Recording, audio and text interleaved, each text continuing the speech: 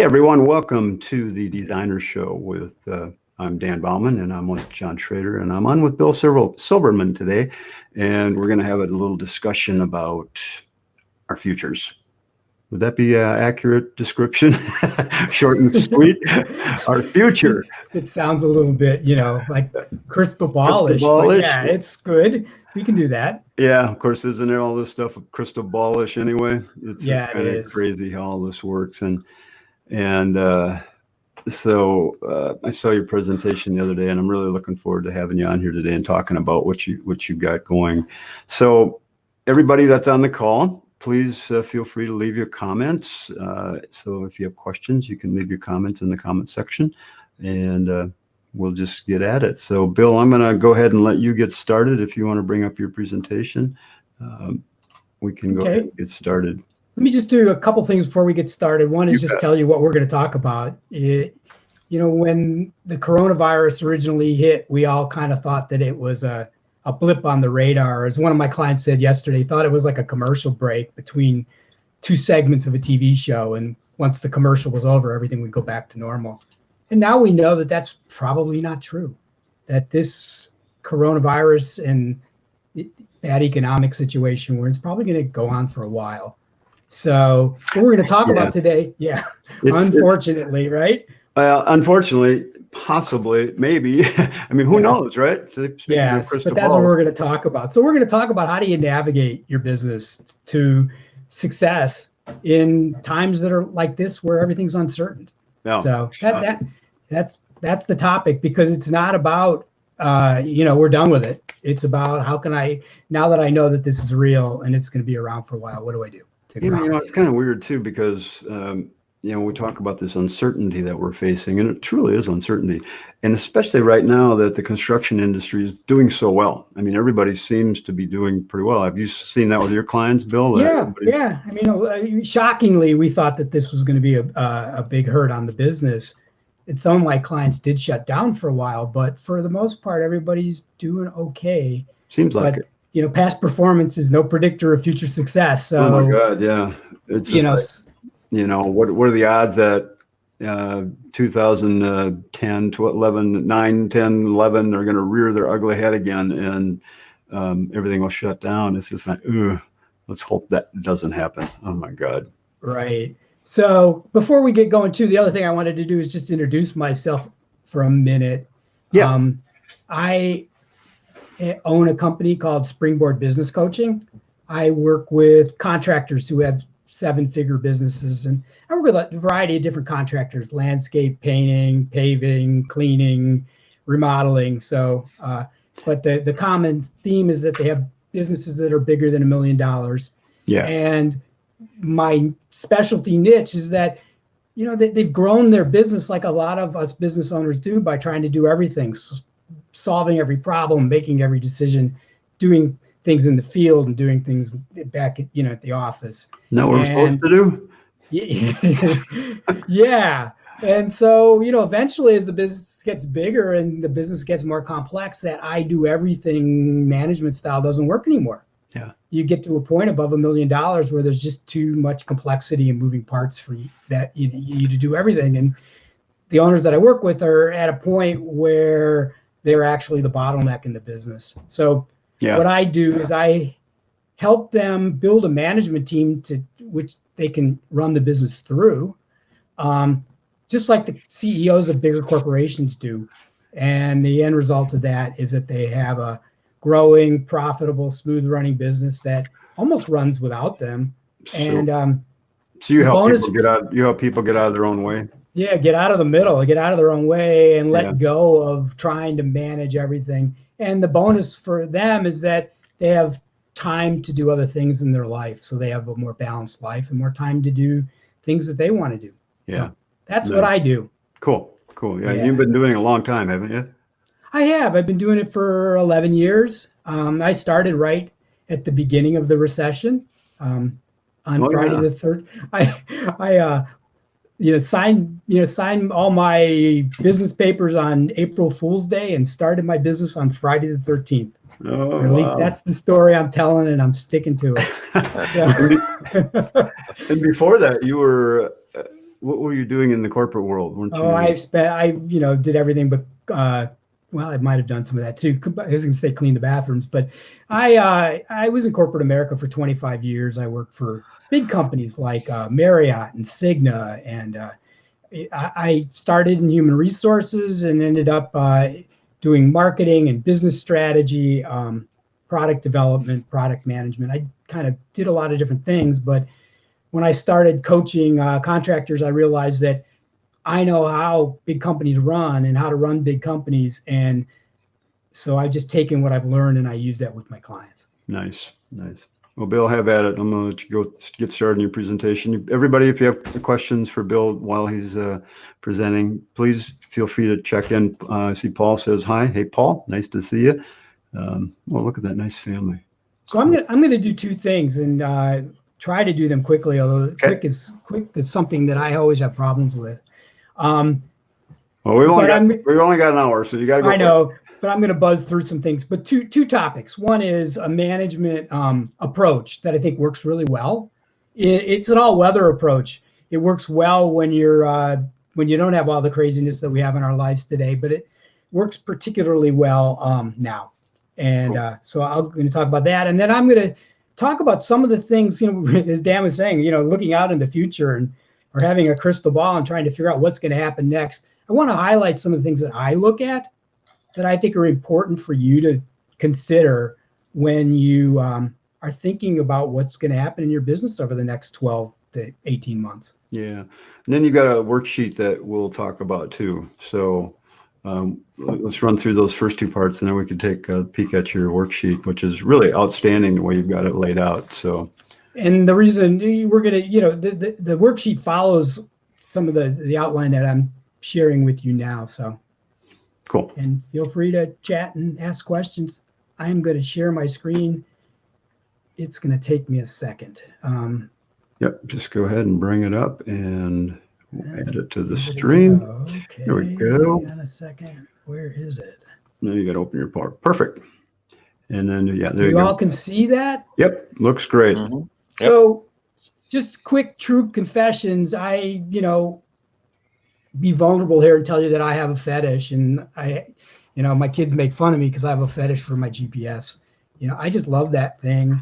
It's so awesome. And, my kids tell me all the time that I can't even find the bathroom without my GPS, but I really can. But the reason I really like GPS is because it's the best management model I can think of for managing your business, when good times or uncertain times. And I want to quickly tell you why I think that is and how it applies to you and your business. So, what's cool about GPS is that you set a destination in GPS, right? The clearer, the better. So, for your management, setting clear goals is really important. It's much better to say, I want to, it's much better than saying, I want to improve profit this year to say, I want to improve profit from 6% to 10%. GPS responds the same way. If you give it a destination, it knows where it needs to take you. Yep. And the roadmap. So what it does is then it creates a turn-by-turn set of directions, evaluating a lot of different options that it thinks is going to get you there the easiest and the fastest way. And in your business, once you've set your destination, you need to set an action plan with step-by-step directions on how you're going to reach those goals. We could spend an hour on this. We're not going to, but one of the things I will say is most business owners don't do this, and it's a big problem because if you set a goal and you don't know how you're going to get there, the probability that you're going to get there aren't very high. Yeah. So I love GPS because it does, it lets me know how it's going to get me there. Back when I had a partner in my remodeling business, we used to take a couple of weekends every year and we'd go and just talk about business planning, kind of that GPS thing you're talking about. So worked well for us. It did help us helped us grow our business. Yeah. The shocking thing is that most people I know don't, when I meet at them before I coach them, they don't have a plan. Yeah. This in and of itself will revolutionize your business. But the thing I really love about GPS and the thing that's really applicable to the situation we're in today is the next piece. it follows through relentlessly. It will not give up on getting me to my destination until I tell it to shut up and turn it off. But short of that, it's going to figure out how to get me there come hell or high water. So it does a couple things that I think are really important and relevant for what we're up to now. So once it sets the destination and maps out how we're going to get there, it constantly evaluates where we are at the moment relative to where we should be, because that's really important. Yeah. And in this kind of rapidly changing situation, tracking where you want to be relative to where you are gives you the opportunity to make mid-course corrections. If you don't do that on a regular basis, then you could be way off course by the time you find out, and by then it could be too late. So GPS does that moment by moment, which is so cool. But if you do it at least every other week or once a month, that's going to keep you from going too far astray. Yeah. So those on the call here, chime in if you got a business plan or not, or if you got any kind of a plan that you put together to kind of help navigate through the next year or two. And I'd love to hear what your thoughts are on that. Sounds good. So the other thing that GPS does, and this gets more and more relevant to what we're talking about right now, is it continuously on a regular basis looks down the road, the real road, not the metaphorical road, and looks for trouble, speed traps, traffic accidents, just construction. And it also looks for better routes. Maybe the road we're on is fine, but maybe there's a better road. So it's constantly looking down the road, and we're going to drill into how you do this in a little bit more in a minute. But things are changing every week. States are opening up, states are closing down. You need to be looking around in your specific area to know what's happening. And it adjusts when you're off track. I've turned off to go to rest stops and it tells me to get back on the road, or I make a wrong turn by accident and it recalculates and gets me to where I need to go. This is really important. Not only do you need to know where you are and what's coming up, but you need to have the flexibility in your business to recalculate, replan, and keep moving down the road. Yes. And, oops, wrong way. The cool thing about GPS is it just never gives up. It will not let me off the mat until I get to where I want to go. And that sounds silly and almost unimportant, but so many businesses I know implement something, put a procedure in place and then raise their hands and go mission accomplished, when the mission isn't done until you get the results you want. So GPS doesn't give up until it gets me to where I want to be. And that's super important in this kind of environment because, you can put things in place, turn around, think you have them implemented, but they're not done because nobody in your business adopts them. So, being relentless in your follow through until you get to where you want to go is really important.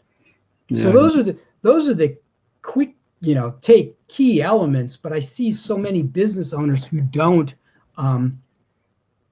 do these things. Well, you set a plan, like I said, a destination on your GPS, and if you go off track, it starts nagging at you. Make it, you turn here. Oh, turn here. You don't get back on track. So I think that might be part of what you're getting at. I think a lot of us too do have a plan. We just don't have it written down and don't have the directions on how to get there. Yes. We come up with a plan, but we don't write it down. So we don't have anything to go look at to get us back on track. Right. Well, the key, this is sort of an important thing, is that you can set a destination, you can map out the turn-by-turn directions, but you haven't even left the driveway yet. Mm-hmm. Yep. It's no good until you start moving down the road. And if you put that plan on the shelf, so to speak, and you never evaluate it and see where you are, it's just a worthless piece of paper. So Melissa mentioning they've been working on a new business plan, just transitioned to a LLC and hired small business development counselor. Good. Looking at where I waste time and should outsource. Awesome, Mhm. Melissa. That's great. Yeah, really good. So, these are the keys. Just a quick story. I use my GPS to go. I grew up in Chicago. Use my GPS to find the cemetery where my parents are buried, and where they've got a plot for me. And when it got me there and got me to the plot, it said, "You have reached your destination." And it freaked me out. I said, Oh, I was yeah. like, "Holy crap! How did it know?" So GPS is like otherworldly. But so that's the key. But I want to drill down a little bit and tell you what I look at to kind of divine what the future is going to be. We're not fortune tellers, but let's drill into this anyway. Oh, I just wanted to say that how powerful this is, because it keeps you on course to your goals. It helps you anticipate and evaluate, avoid problems and gets you to success. But let's drill into what it means to keep your eye down the road. What I'm going to do here is I'm just going to show you some things I look at. I'm going to tell you what I think they mean. This is sort of a national view.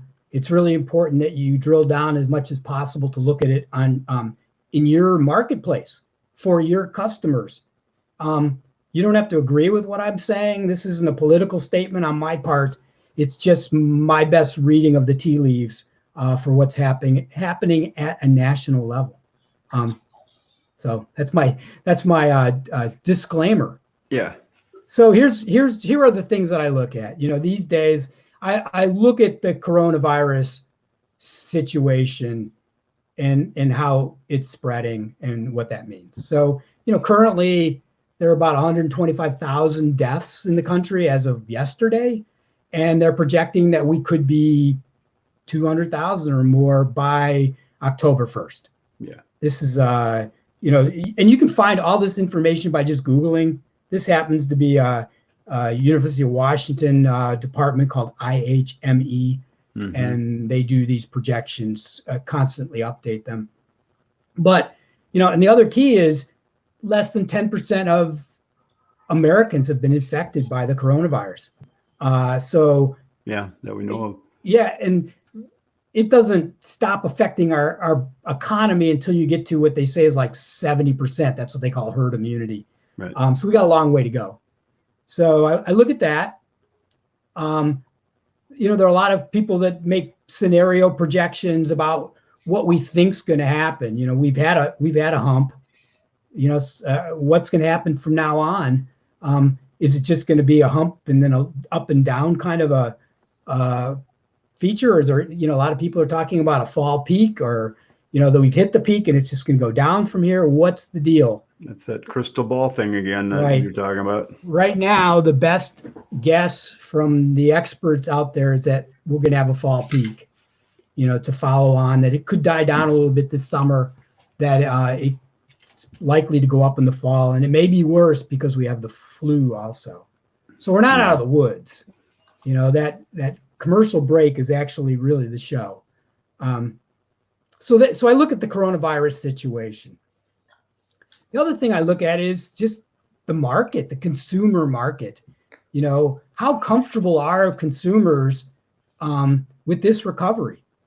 This colorful chart I've got here is about product adoption. When a new product like the iPhone came out, however many years ago it was, everybody just didn't run out to the store and adopt it at the same time. There's a product adoption curve where, the techie innovators go out and buy it first day. There's a group of the early adopters that wait to see if, when the glitches get out. And then the mainstream buys it. And then there's people that, there's still people that don't have cell phones. So the same thing's happening in our people's desire to enter back into the world. You can look at consumer confidence. Consumers are concerned. It's between 70 and 90% of the people, depending on all sorts of things. But as an average, 80% of the American public is still very or somewhat concerned about what's happening with the coronavirus. And it's not going down very gradually. I mean, it's going down very gradually between March and today. So what do you guys think, in your call here? Just leave a comment how you feel about all of this stuff. What do you predict is going to happen in the future, in the next 2 to 12 months? I mean, nobody knows, but I'm just curious how you're feeling about that. Yeah. And it's, your markets are going to vary. I'm in New Jersey, and New York, and Connecticut just really took it hard at the beginning of this. Yeah. Now we've kind of driven the curve down, and it's impacting Florida and Texas and, Arizona and states like that. So depending on where you are, it's really going to make a big difference in your business. Yeah. But this is just another chart. They broke it down by, different activities. And if you read at the top, the darkest spots are where we are today. It was, I think, 611. But you can still see less than 40% of people are really comfortable going out to eat, going on vacation, going, to a concert. So we have a ways to go. And that's probably one of the good things for construction is people are staying home and they're seeing what's going on in their house and they want to get it fixed. Yes. And so maybe that's why the construction industry is doing so well. My landscape contractor clients are having a great year in the construction side of the business because people are spending all their time in the backyard. So, why not enjoy it out there, right? Yeah. Good point. So consumer confidence, coronavirus situation, the economy. I mean, the economy's struggling. Jobless claims are still going up. I mean, they're not as high as they were at the peak, but there's, still 20 plus million people that are out of work. And that shows no sign of abating it right now. So, jobless claims, consumer spending, when you have jobless claims that look like that, and you have consumer confidence that looks like this, you get consumer spending that looks like this. This chart, focus on the right-hand side of it, but the dark blue line is durables, the green line is non-durables, and the light blue line is services. So durables are like cars and, computers and things like that. Non-durables are perishable things. And then services is what we're all in. Yeah. There's been a dip, and they're not projecting that the services industry is going to get back to where it was pre-COVID until like 2025. So, that we have a ways to go. Yeah. Ouch. Yeah. So maybe, there was pent up demand, but I don't, it doesn't bode well for the future. John, you're going to say something? Yeah, I was just going to say what other things would be included in services, because from what I'm seeing, remodeling especially hasn't dipped. If anything, it's gone up. Right. So we're talking about hotel industry and all that kind of stuff as well. As yes. part of services. Yeah. Yes. So there's those kinds of things where people aren't leaving their home are what's dragging that number down for services. It is, but I still think that the economy going the way it is, there's a pretty big group of people right now that still have money, especially the folks that I work with that working with wealthy folks. They they have money to spend, but the longer this bad economy lasts, the longer the more it's going to eat into the middle class, and the less the more people are going to defer spending. Plus, I think that there's been this belief that this was a quarter, that it was going to be a blip on our radar, and the more they start to realize that it's not a blip, it's our lives, I think the more cautious people are going to be about spending. So yeah, those are my tea leaves. Well, and I agree. I mean, currently it's like, we had that strong economy and still continuing in the building industry. But as that middle class becomes more affected for various reasons, we could see that slow down. Melissa was saying my compact area is more remodeling than new build. I knew remodeling would spike. We also are a tech epicenter, so a lot of people are still working from home. That combined with California passing a new pro ADU law last year and money being cheap, people are wanting to remodel and they're in. So, yeah, so that makes sense. Yeah, and the Follow up one thing with I don't Melissa's. look at, oops, Let's follow up. Yeah, follow up with her other comment there. Plus, my area is going to experience a spike with business and homeowners leaving San Francisco and heading for suburban areas. Businesses will create satellite offices instead of one large corporate office. Yeah, I can see that happening. yeah, and so, a lot of this, what's really useful about this is that you have to think about your clientele, right? So if you're a commercial and you do a lot of commercial painting for corporate clients, then maybe you got to worry. For example, I'm just giving you an example because this work at home thing seems to be working out, and a lot of companies are thinking maybe I won't bring my folks back. Facebook, for example. Yeah. So, there's going to be a shrinkage in corporate space. So if you work on, those kinds of spaces, then you may have a problem.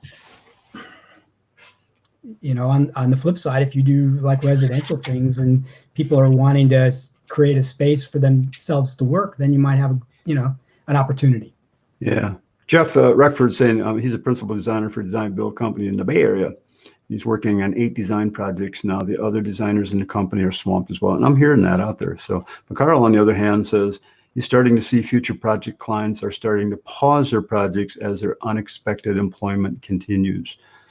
So there's both sides of that coin. It's just like, Right. Yeah. Exactly. So you have to kind of look at it.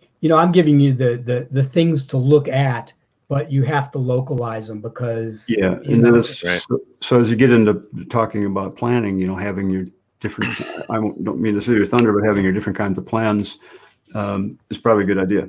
So definitely moving forward here. One thing you don't want to look at is the stock market. It's kind of divorced from, reality. It goes up and down, but it doesn't seem to connect to the long-term trends. So I don't really pay much attention to that except for my own stocks. So the hope has always been that we'd have this V shape. If you've ever heard about the V shape recovery, goes down and it quickly bounces up in the fourth quarter and we're back in business. Yeah.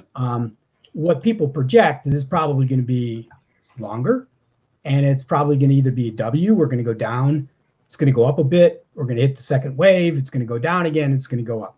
Or it's just going to be this, gradual downward trend and then a gradual upward trend. I don't really have an opinion about which one, but it's going to be a while. And just some other things I keep my eye on. Just, how these are like the wild cards of everything. It's how quickly do we get a vaccine? Yeah. If we get a vaccine at the end of the year, that's going to ease the situation. If we get a vaccine, at the end of 2021, different story. I kind of look at, colleges and universities and places like, to get hints, universities, some universities are opening, some aren't, what do they know that I don't know? What does Facebook know about, getting those folks to work at home? That, those are the trends that you got to look for the hints. Yeah. The election in the fall, total wild card. I have no idea what's going to happen, but it's going to impact us all one way or the other. And then, the social justice, that whole trend, and all the things that are going on around that, we don't know how that's going to impact us. There's a bit going on now, isn't there? It sure is. So we got a lot of things going on. So that's what I look at. And I think in the context of the GPS and the things we look at, we can talk about the worksheet and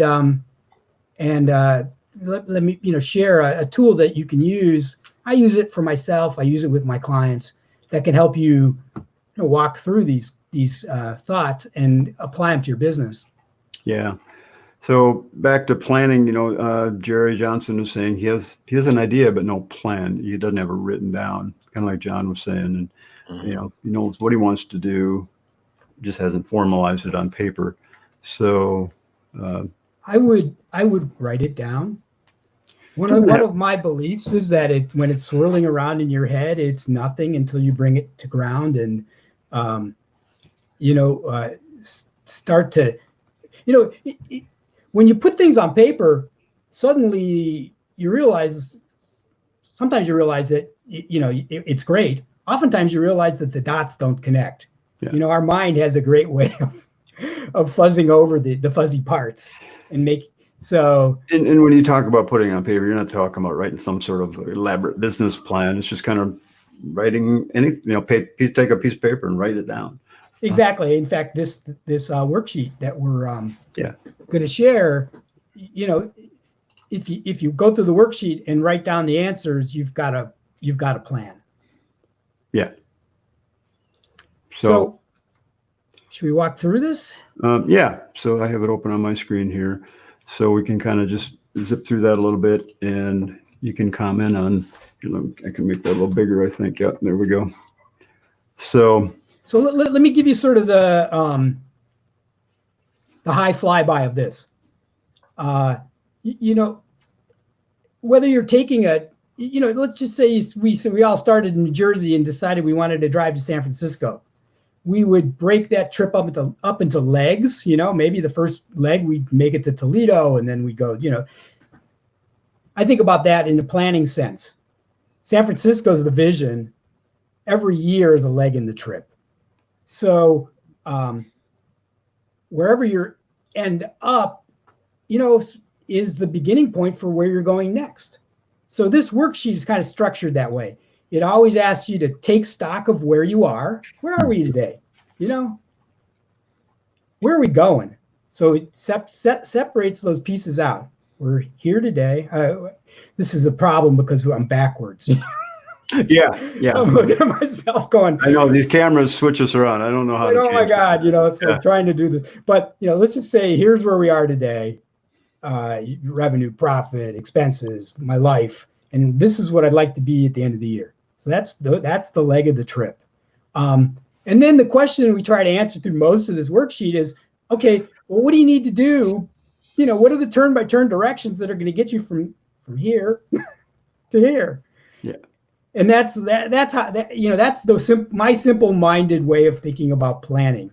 So when you talk about what are the goals for your business, you're talking about financial, you're talking about employees, you talk about jobs. It can be anything you want, but a goal is usually an outcome. So if you want to increase your revenue, you're trying to increase your profit, you'd like to, reduce the number of hours you work, you'd like to increase the customer satisfaction of the clients you work with from, 65% satisfied to 85%, whatever you choose, those are your goals. Yeah. Paul mentions he's 25 years, still no plan. He doesn't know how to do it. So, well, here's a way you can do it. Yeah. Maybe we'll have to come back and do a planning workshop. Yeah, that wouldn't be a bad idea. And it can be goals for your business, and it can be goals for your life. The clients I work with, they say, most of them want to find time for the rest of their life. So they have goals. I want to cut the number of weekly hours that I work by 10%, or, I want to spend at least 3 days a week not working with spending time with my kids instead of spending time doing work at night. And you do cover some of that here on the third page, where you talk about, your satisfaction ratings, what's good and what would you like to change. And that's part of goal setting is, where are you at and where do you want to go? Exactly. And this is awesome because you cover, it's not just about business and money. It's, family, friends, relationship, fun, recreation, health. All those are good things to think about. And you don't need elaborate answers. Just a couple statements is all you need. As long as you're writing it down, that's a key thing. Exactly. Because the bottom line on any leg of your trip, from now to the end of the year, you can only focus on a few key things. Yeah. If you prioritize the most important things and actually get them done, that's better than having 50 things that you want to do and getting none of them done. So, True. So back to the top, you got to take a clear-eyed, honest look at exactly where you are. You can't be rose-colored glasses because you can't start your trip from an imaginary place. You know, you got to be honest with yourself or your teams about where we are exactly right now. Yeah. And that's what the take stock part is. You know, and that, you know, says, okay, then the next little piece down there at the bottom says celebrate your business successes. This is just sort of a thing we always, as business people, we tend to be really critical of ourselves and never realize, or never give us ourselves the space to appreciate what we've accomplished. Yeah. And you know, there's a couple things about that. Is that the key to happiness is stopping to smell the roses every once in a while and realize that it's not all bad. And there's a saying that I like. It's called "What you appreciate appreciates." So the more you think about the positive stuff in your life, the more that positive stuff grows. Yeah. Whether, you know, I really believe that. So That's really true. I like that. So, you know, that's part of taking stock. Not only what do we accomplish, but what's happened over the last period of time. It's been good. Yeah, that's a good one. I had a really lousy day the other day when I did my deck webinar. Everything kept failing on me. It was just not a good day. I should have filled this one out on that day. It would have helped a lot. You know, as a practice, if you do find 3 things every day that you're grateful for, that will increase your life satisfaction dramatically. Yeah, and write them down. Right? Even if it's just the dog licking your hand. Oh, that works. So, you know, now we're starting to think about, we'll go back up to the top for just a sec. Yeah. Because, you know, we got the goals. So let's just say those business and life goals are the goals for to the end of 2020. You kind of mapped out your current results. You've taken stock of what's happening in the world that's good. Now we've set the starting point and the destination. And now we're going to figure out everything else is just kind of a brain dump of things that you want to, that might need to be worked on. First we brain dump it, then we pick. So go back down then. Yeah. So this is just a bunch of ways to get you to think about your business and life and start to zero in on the areas needing improvement. So the first question there says, think about your marketing, your sales, service delivery, financial results, you know, your team, yourself. Just what areas do you think specifically need attention? Just write them down.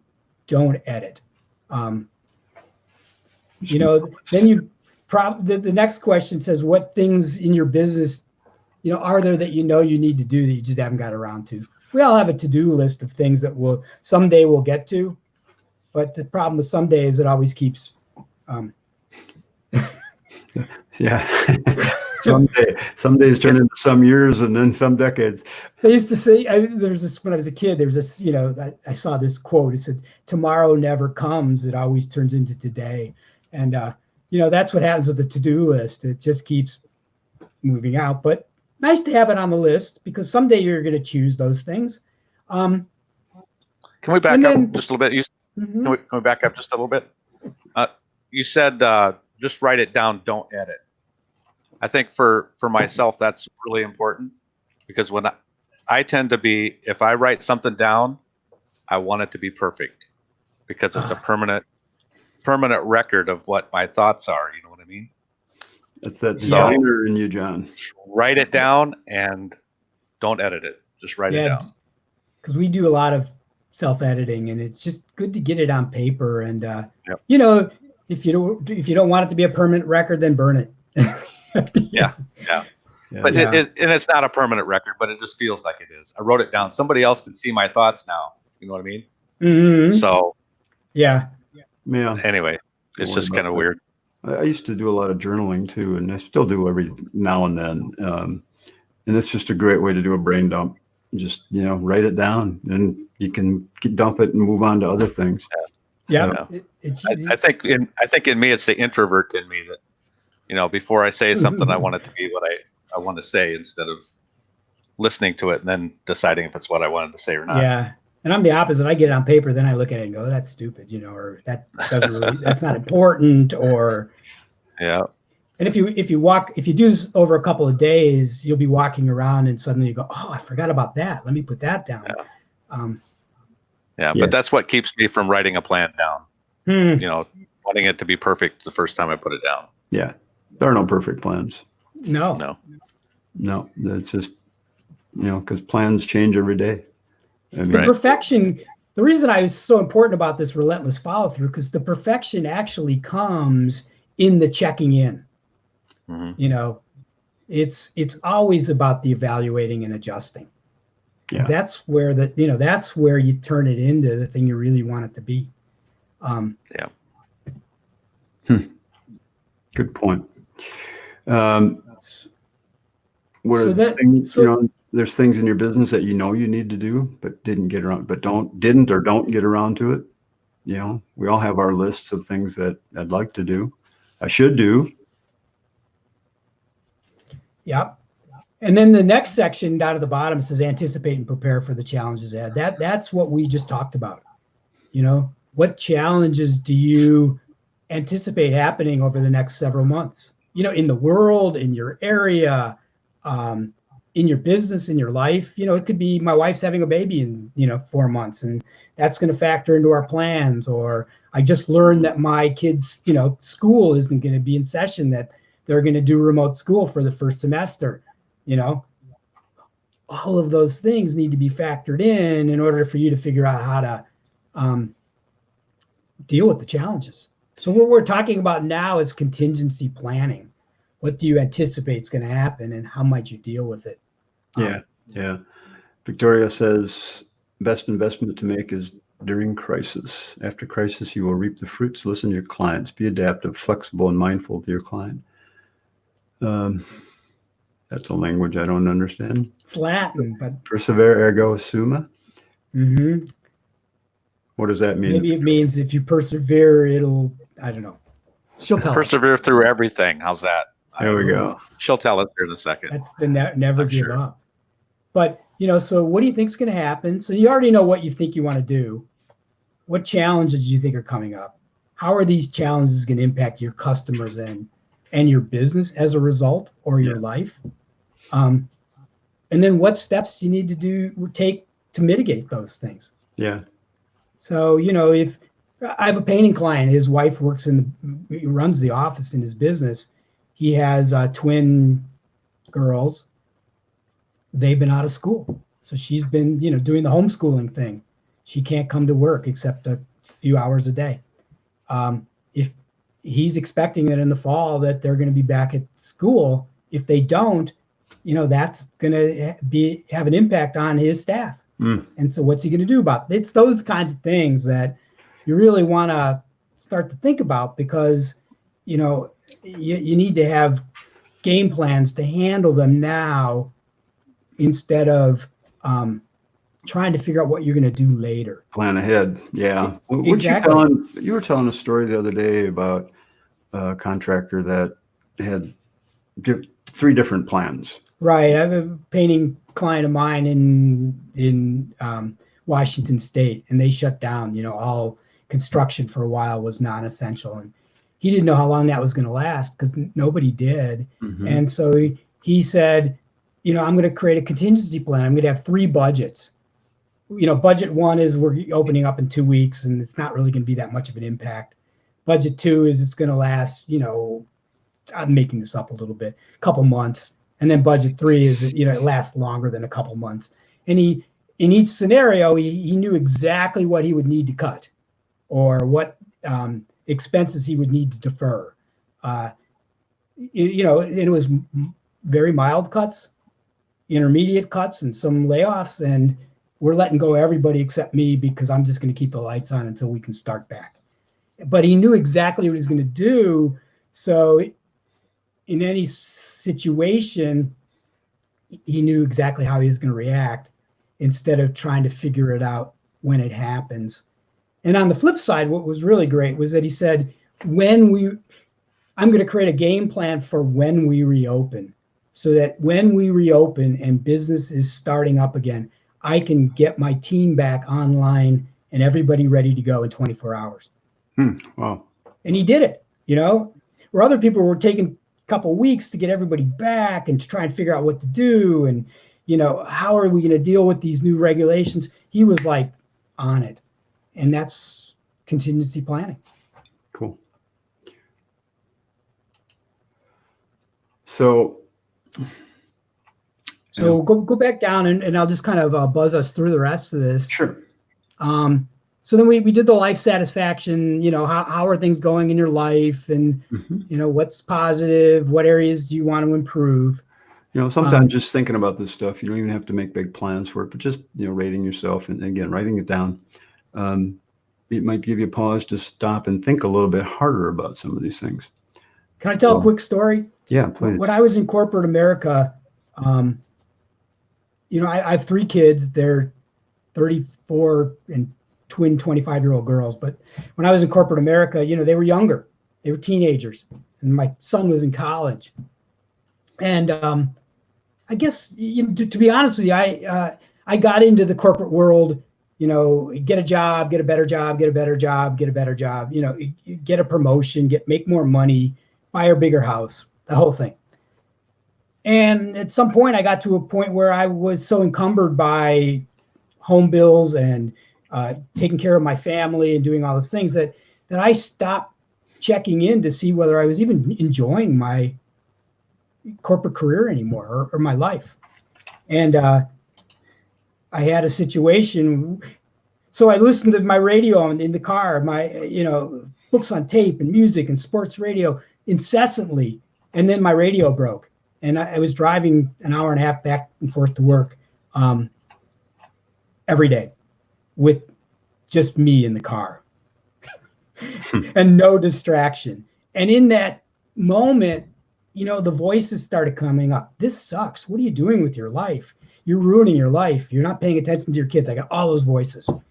And that was the ultimate check-in for me that made me leave my corporate career and become a business coach. But what would life have been like if I'd been checking in all the way along? I stopped checking in for so long that I just kept going down the highway and I missed my exit. And luckily, my internal GPS told me that it was time to turn around and recalculate. But that's what this does. It does this for your business. It does it for your life. And I think that's important. I mean, it was a huge wake-up call for me. So let's show the sheet again, and I'll just tell you. Yeah, we're down about 11 minutes, so let's blast through this. And then you had something you want to let everybody know about that they can contact you if they want to. So sure. So go down to the bottom. So so the last page. So you know where you want to be. You know where your starting point, your ending. Where your destination is. And whoops! Before you go on for 1 second, those of you that are on my website, there's below the video. There's a button to click on to get the PDF. If you're in YouTube or Facebook or something like that, there should be a link at the top of the description below that you can get it. If not, you can go to get the handout at bit.ly springboard.pdf. Let me just bring it up here, right here. So bit.ly springboard PDF. So you can grab that PDF there. So go ahead. Go. So you've done the brain dump, you've done the crystal ball thing, and so now this is where you distill everything that you've done into a few key priorities. I'm sure that Victoria would be able to tell us what priority means in Latin or something, but if you have 20 priorities, you have no priorities. Priorities mean that you're focusing on a few things that are important. So the key here is that take all that stuff and say, what are the 3 or 4 or maybe even just one thing that I want to work on my business in the next 6 months that is going to maximize my chances of getting to my destination. It takes some distilling down to be able to do that. What's the 1 or 2 things I want to do in my life that will make the biggest impact on me and my family, or those are the questions you want to ask, because all that brain dump is just a brain dump. Now you got to really, think really hard about bandwidth and what can you really scary stuff, right, Bill? This can be kind of scary doing all this. It is. Because change might occur. Yeah. Oh my gosh, change. Yeah. Oh, heaven forbid. And then on the flip side at the bottom is, what are you going to say no to? We all are involved in lots of things. There was a point in my life where I was involved in committees and board of directors kinds of things, and just so many things that I thought would be really great to get involved in, but I couldn't give them my energy, time, and attention. And so I wrote every one of them down on a Post-it note card, and I, put them all around me. And I just said, I'm only going to pick 3 of these. Those are my priorities. Everything else I'm going to get out of. Wow. And and those were the things that I was saying no to, because the only thing you have available to you to make your business and life successful are your choices. Mm-hmm. And when you say no to something, you're saying yes to something else in a bigger way. So choosing what you're going to do is as important as choosing what you don't want to do. So, Bill, you had a link where people could sign up to. Why don't you explain it? I forgot to get that link from you. Is there a link somewhere we can click on your website to get to that? No, not on my website, unfortunately. Okay. I will post that link when we're done here, so it'll be in the video area. So on my webinar yesterday, which Dan was a part of, what I offered was what I call a strategy session. Yeah. It's like a 90-minute one-on-one with me, where we kind of go through some of the things that were on that worksheet. What's your vision for your business? Where are you today? What challenges are you faced with? What are the most important ones to work on? That's what the strategy session is about. And it's just a real conversation with me as a coach. Yeah. And it's complimentary, which means that I say nice things about you the whole time. No, it means that there's no cost. And the only thing I would say is that since I work with businesses of over $1 million, and I only have a certain amount of personal bandwidth, that please only sign up if you're a business that's bigger than $1 million, who's really wants to move your business forward into the future, and that's an important thing for you to do right now. Yeah, that makes sense. I mean, actually, you're one guy, you only have so much bandwidth. So if you're looking for some help, by all means, reach out to Bill. I'll post that link when we're done here.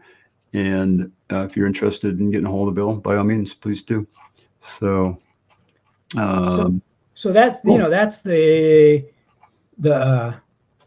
managing your business like GPS, and paying attention to what's happening in the future, since we're in such a,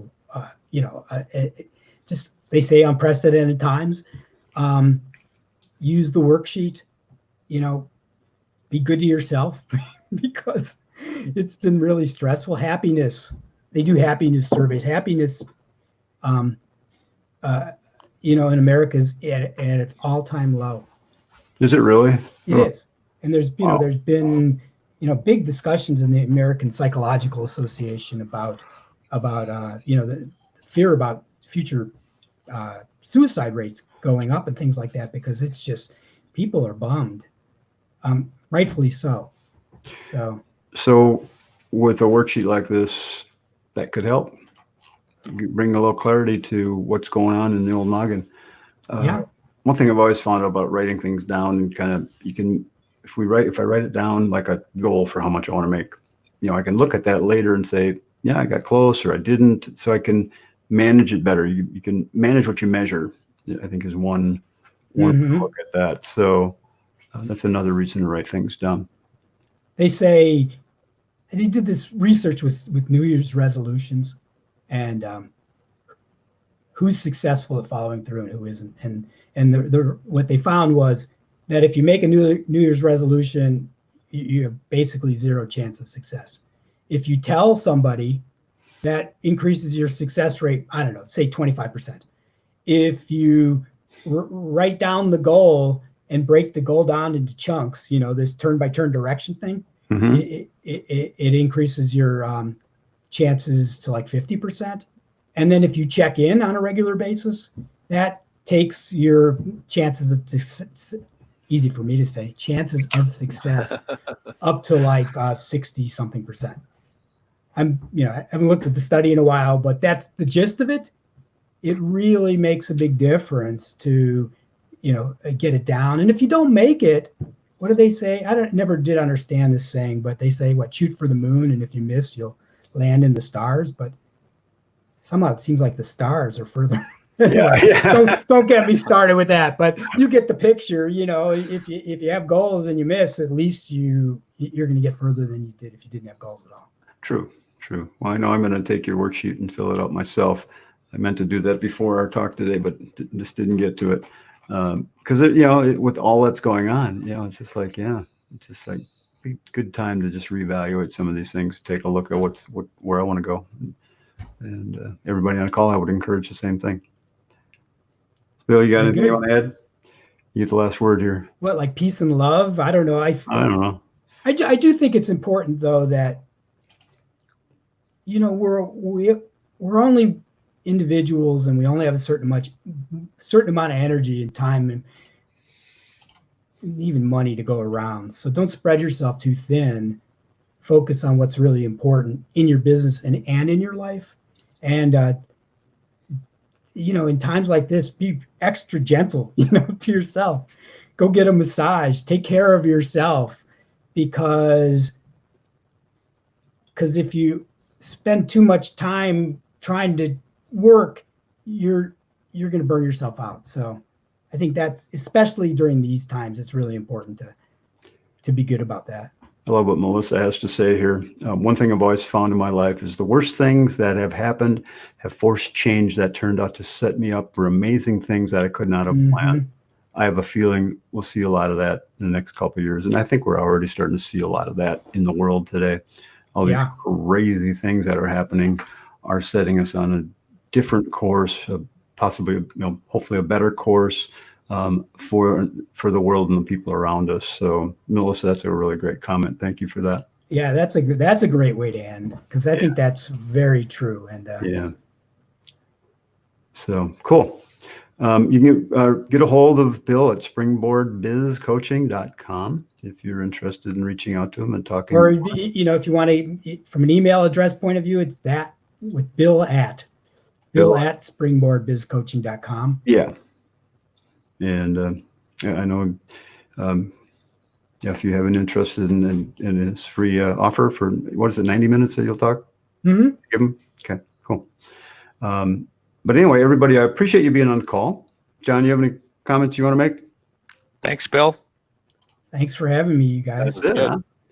Everybody take care. This is really good. And one of the reasons I want to have Bill on is just kind of because of what's going on and, in the world today. And your message is really good. And I think it's really relevant right now. Let's all take a few minutes and sit down and, grab a cup of coffee or tea or whatever, and just kind of think about this stuff and make some notes, write it down, and then come back and revisit it every now and then.